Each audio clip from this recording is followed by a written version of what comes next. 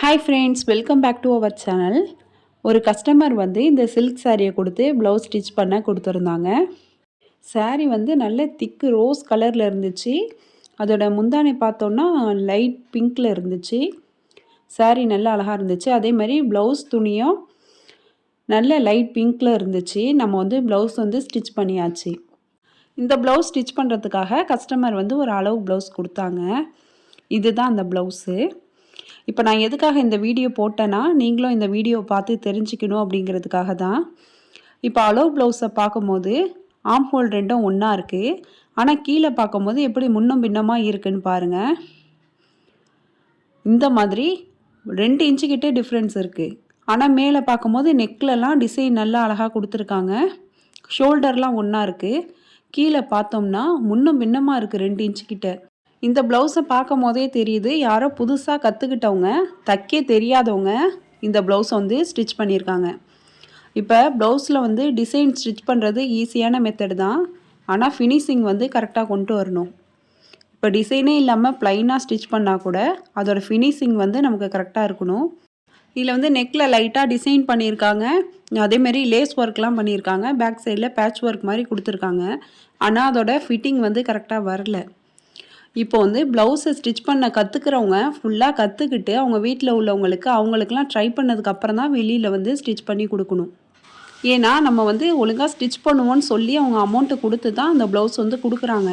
என்கிட்ட இந்த ப்ளவுஸ் கொடுத்தாங்க, என் பொண்ணு போட்டுட்டு ஏத்தம் இறக்கமாக இருக்குதுன்னு சொல்லுதுமா, அது என்ன காரணம்னு எனக்கு புரியல, நீ பார்த்து சொல்லுன்ட்டாங்க. அதுக்கப்புறம் தான் நான் இந்த ப்ளவுஸை பார்க்குறேன். ஏன்னா அவங்களுக்கு கூட கண்டுபிடிக்க தெரியல என்ன மிஸ்டேக்குன்னு.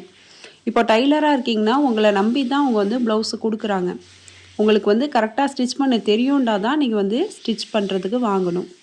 இப்போது எக்ஸ்பீரியன்ஸ் உள்ள டைலராக இருந்தாங்கன்னா அமௌண்ட்டு நிறையா வாங்கினாலும் ஃபினிஷிங் வந்து அவங்கள்ட்ட கரெக்டாக இருக்கும்.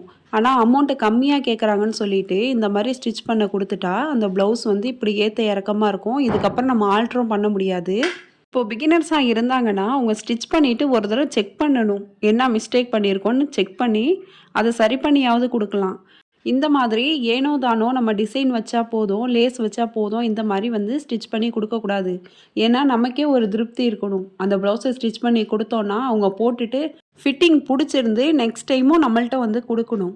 அதே மாதிரி ஒருத்தவங்க அந்த கரெக்டாக பர்ஃபெக்டாக அந்த ப்ளவுஸ் போட்டிருந்தாங்கன்னா பக்கத்தில் உள்ளவங்க அவங்க ஃப்ரெண்ட்ஸ்லாம் கேட்பாங்க, எங்கே ஸ்டிச் பண்ணிங்க, நீங்கள் போட்டிருக்க ப்ளவுஸ் அழகாக இருக்குன்னு சொல்லி உங்கள்கிட்டயே வந்து அவங்க ஸ்டிச் பண்ண கொடுப்பாங்க.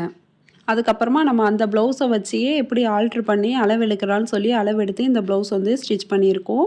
எதுக்காக இந்த வீடியோ போடுறேன்னா, நீங்களும் அதே மாதிரி இப்போ யார்ட்டையாவது ஸ்டிச் பண்ண கொடுக்குறீங்கன்னா நீங்கள் ப்ளவுஸ் வாங்கிட்டு இந்த மாதிரி செக் பண்ணி பார்க்கணும். நமக்கு வந்து ஸ்லீவ்லேருந்து பாடி பார்ட் வரைக்கும் கரெக்டாக இருக்கான்னு செக் பண்ணிக்கணும்.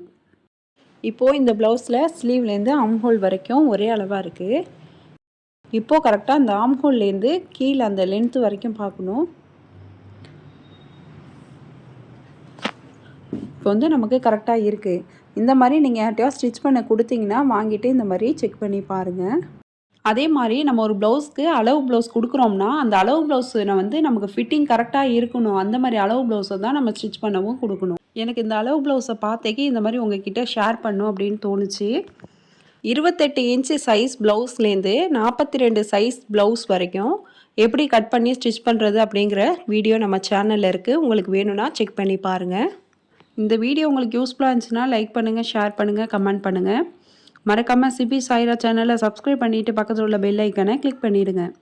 தேங்க்ஸ் ஃபார் வாட்சிங்.